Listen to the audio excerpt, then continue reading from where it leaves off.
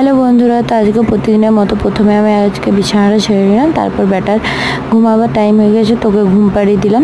আর এই দেখো আমার বেটু আজকে উঠে গেছে। উঠার পরে ওকে আপেল খাইয়েছিলাম, আর সকালে আজকে খাইয়েছিলাম ওকে সুজি। তো সেটা আমি পরে ক্লিপটা নিয়েছি।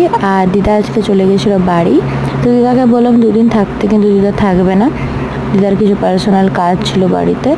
তো দিদা অবশ্যই আসা যাওয়া তো লেগেই আছে, সেটা নিয়ে চিন্তা করিস না। যতই হোক বাড়িতে একজন থাকলে কিছুদিন, তারপর চলে গেলে ঘরটা একটু ফাঁকা লাগে।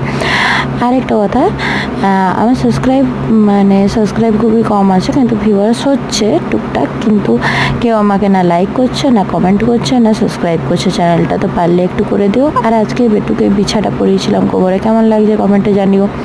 আর রান্নার মধ্যে আজকে এগুলোই হয়েছিল আমাদের, কারণ দীপাদিরা এসেছিলো সেই কারণে।